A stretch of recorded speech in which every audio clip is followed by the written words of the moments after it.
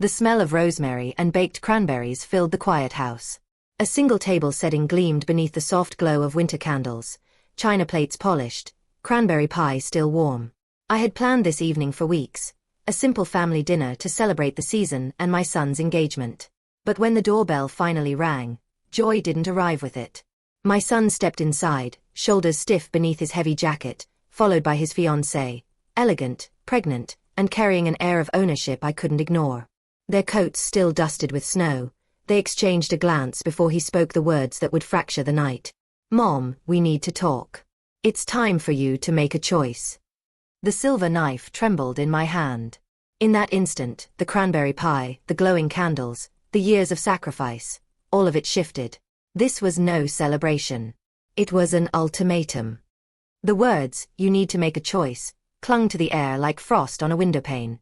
I stood frozen beside the table, the smell of baked rosemary and sugar now strangely bitter. My son's eyes avoided mine as he continued, voice measured but unsteady. "It's time to think about the future, Mom," he said, shifting his weight as if the floor beneath him might collapse. "We're starting a family. Marissa needs space to feel at home here. We thought, maybe you'd consider moving into a senior community. Or," he faltered briefly, glancing toward his fiancée, "you could stay if you're willing to adjust." Adjust. The single word sliced sharper than any knife. Marissa stepped forward, one manicured hand resting on her rounded belly. Her smile was polite, but her eyes carried the gleam of quiet possession. "Of course, we'd want you to be comfortable," she added softly, a silky edge threading through her tone. "But it might be easier for everyone if you let us manage the house. You could relax, focus on your hobbies. We'd handle the cooking, the bills, everything." The subtext was clear. Hand over your home. Become a guest in your own life. I tightened my grip on the chair back, feeling the smooth would bite into my palm. This was the house where I'd raised my son after his father died. The walls held the echoes of first steps, late-night homework, the smell of Sunday pancakes. Every corner bore the fingerprints of a life built with love and sacrifice. And now, standing in the soft glow of candles, I was being asked to surrender it all. Memories flickered like old film reels. The nights spent balancing bills when my husband's illness drained our savings. The way I'd painted my son's bedroom sky blue because he once said clouds made him dream. The long hours of overtime to fund his college education. Hours that left me bone-tired but proud. I had given everything so he could thrive, never imagining the day he might treat this home as his inheritance before I'd even left it. My son cleared his throat, eyes fixed on the flickering candles. "It's not that we don't want you here," he said, voice softening as if an apology might cushion the blow. "But Marissa's pregnancy. We need stability. We need to start fresh." Stability. Another word repurposed to sound reasonable while erasing the person standing in its way. I forced a calm breath and met Marissa's gaze. She held it, unflinching.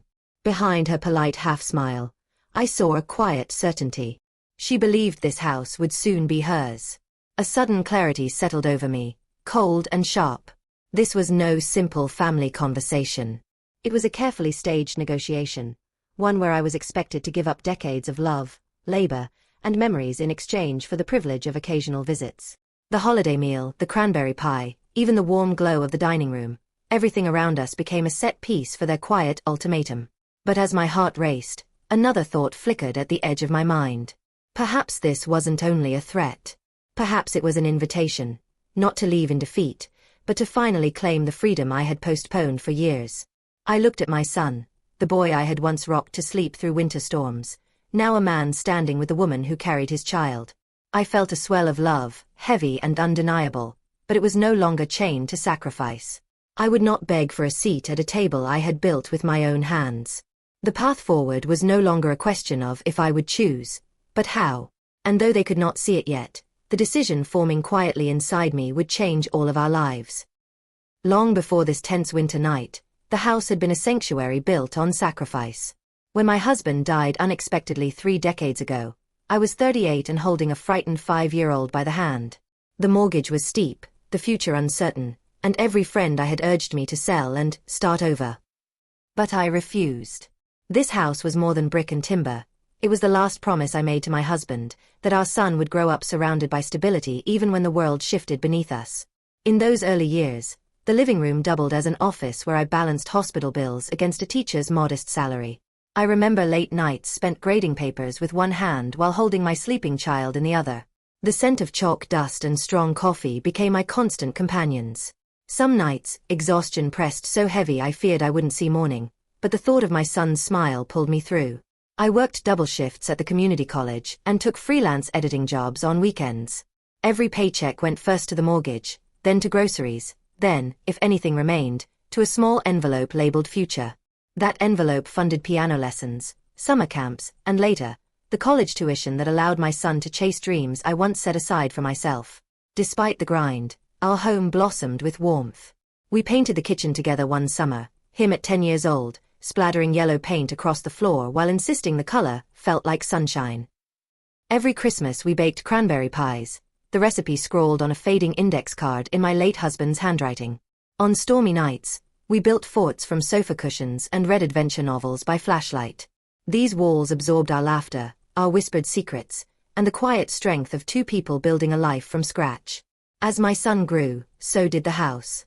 I refinished the attic into a study for his teenage years, filling it with second-hand bookshelves and a desk scavenged from a yard sale. When he brought friends home, I stayed up late making cocoa, pretending not to overhear their dreams about music and travel.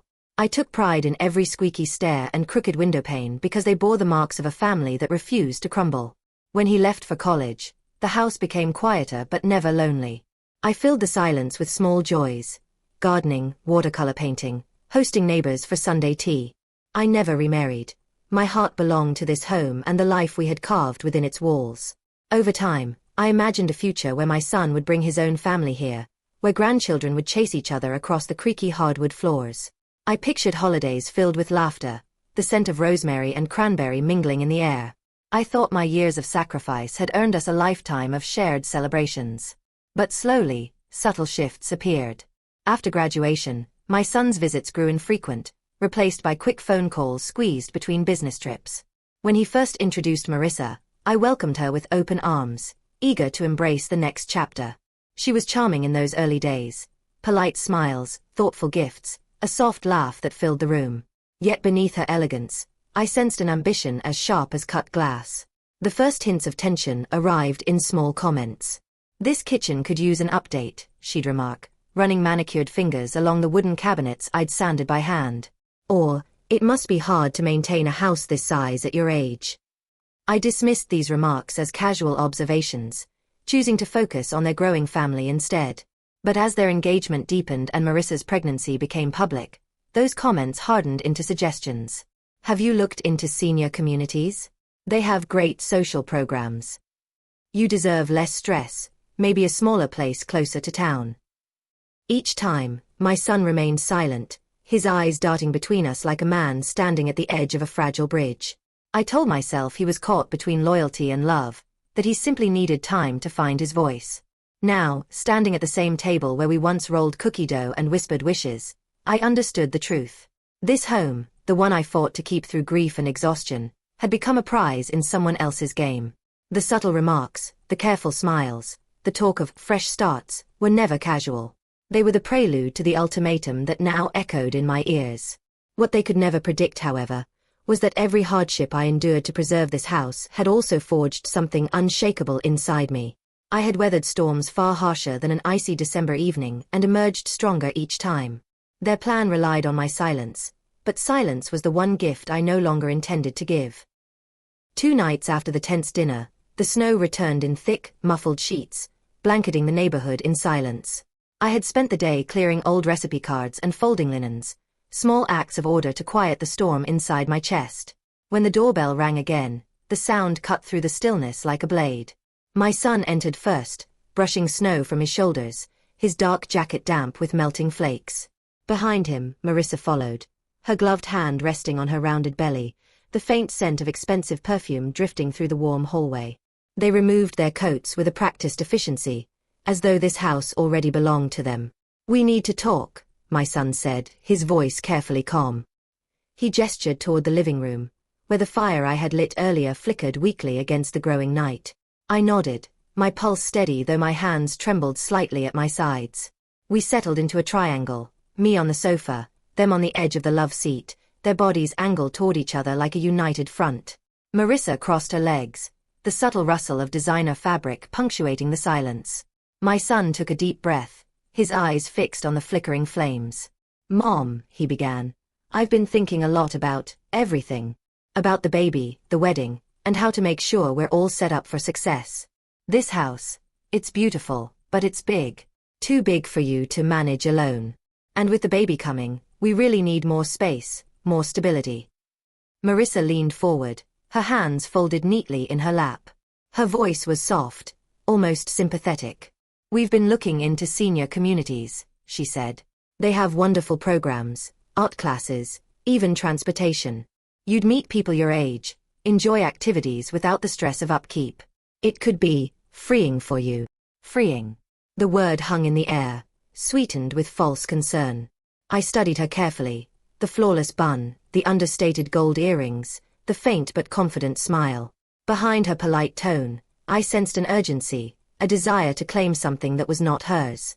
My son cleared his throat, his gaze flicking briefly to Marissa before landing on me. "There's another option," he said, lowering his voice. "You could stay here, of course. But only if you're willing to step back. Let us handle the bills, the maintenance, the decisions. We'd need to make some changes, renovations, updates.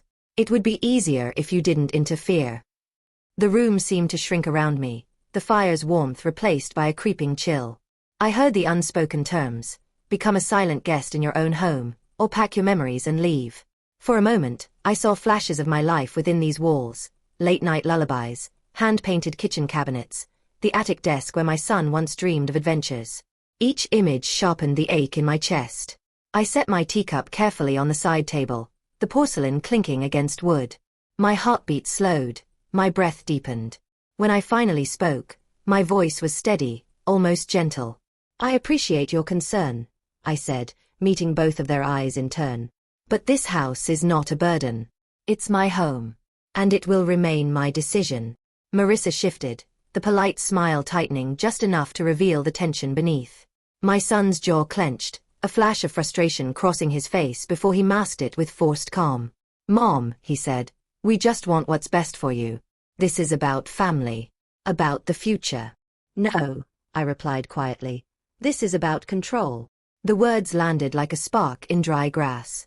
Neither of them spoke, but the silence that followed was louder than any argument. For the first time that evening, I felt something stronger than fear.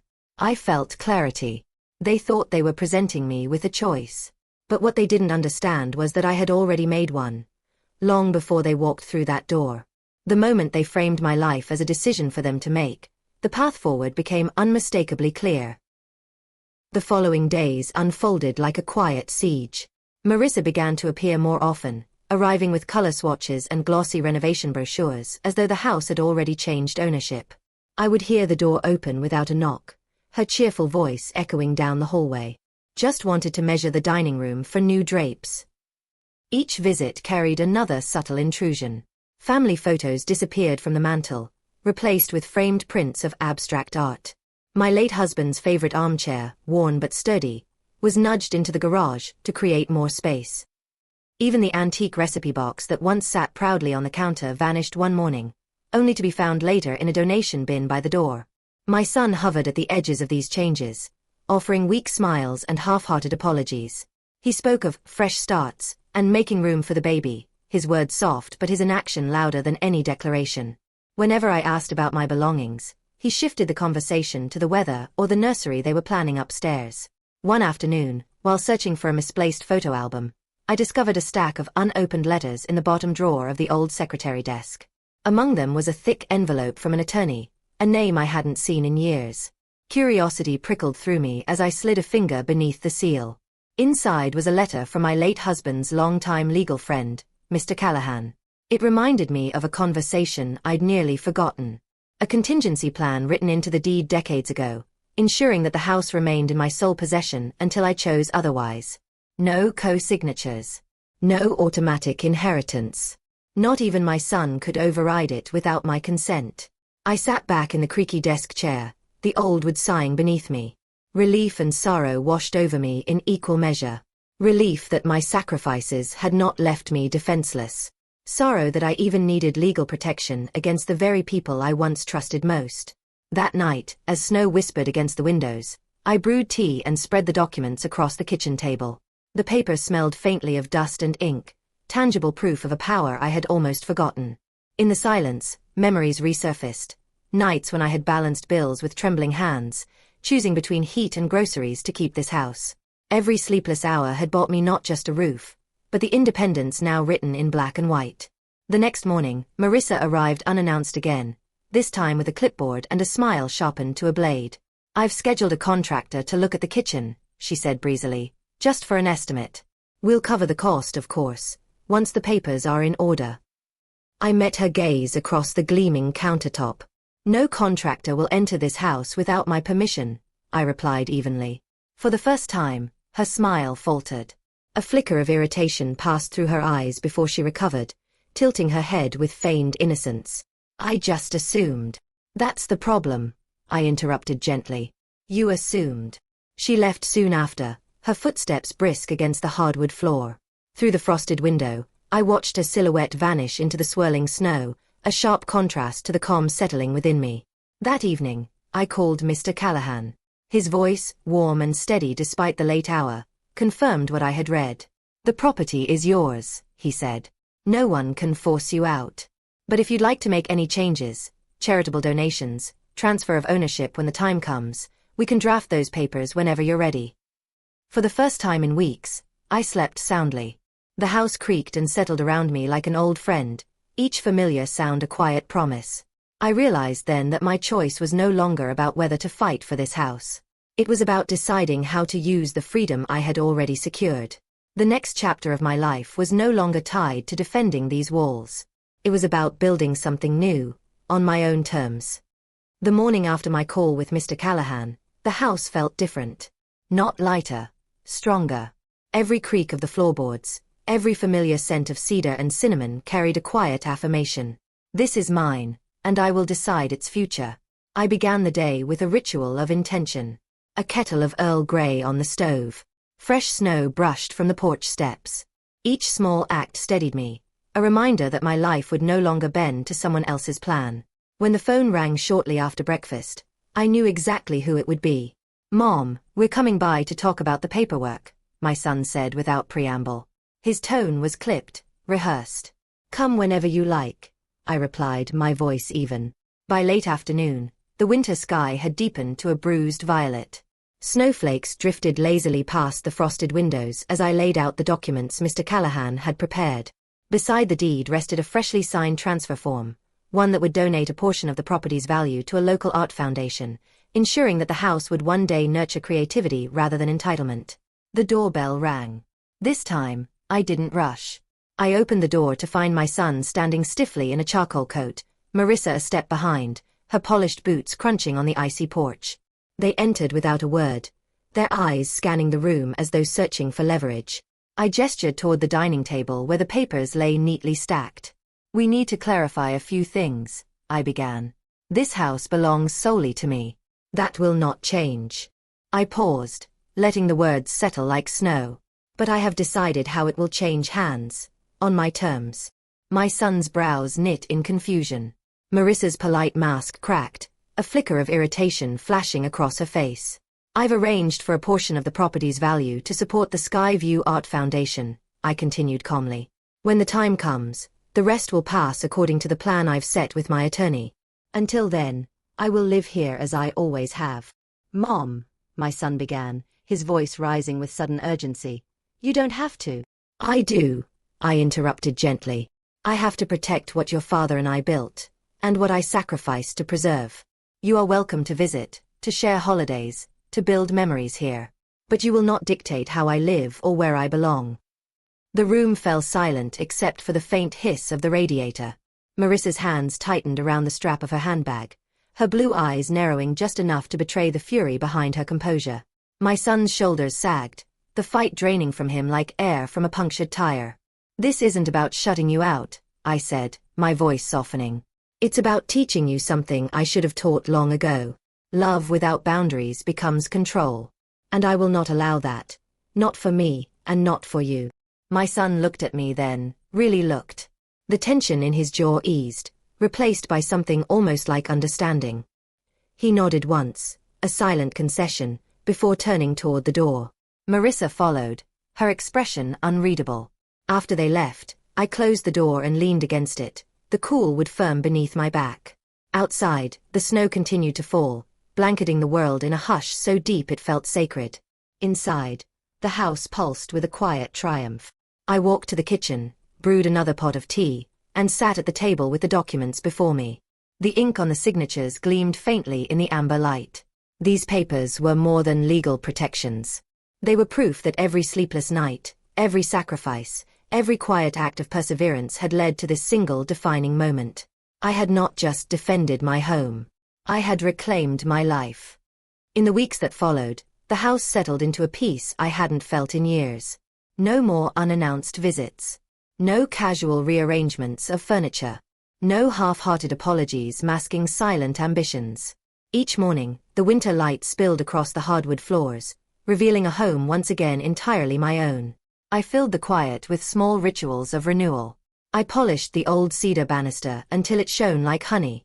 I rehung the family photos Marissa had tried to box away, each frame a testament to the life built inside these walls. I baked a cranberry pie on a snowy Saturday and set it on the windowsill to cool, the sweet aroma mingling with the crisp scent of pine drifting in from the yard. One afternoon, a letter arrived from the Skyview Art Foundation, the organization that would one day receive part of the house's value. They thanked me for my planned gift and invited me to tour their campus. Curiosity sparked, I accepted. The drive north wound through hills dusted in white, the sky a soft watercolor of winter blues. When I arrived, the campus unfolded like a dream, a cluster of glass-walled studios overlooking a frozen lake, the air alive with the hum of creativity. Inside the greenhouse, artists of every age painted, sculpted, and sketched, their laughter echoing against the steel beams. I felt an unexpected pull, as though the very walls whispered of beginnings instead of endings. A young program director welcomed me warmly, offering a steaming cup of spiced tea. "We're building a community here," she explained, her eyes bright with passion. "Not just for artists, but for anyone ready to create a new chapter." Her words resonated like a bell. A new chapter. Not dictated by family obligation or fear of loneliness, but chosen. That evening, I returned home to a mailbox holding another envelope, this one addressed in my son's handwriting. Inside was a simple note. "Mom, I'm sorry for the pressure we put on you. I didn't realize how much this house means, not just to you, but to all of us. I hope we can visit soon, on your terms." The ink blurred slightly where a drop of water, perhaps a tear, had fallen. I held the letter for a long time, my chest tightening with a mixture of relief and quiet sorrow. Love, I realized, had not disappeared. It had simply needed boundaries to breathe.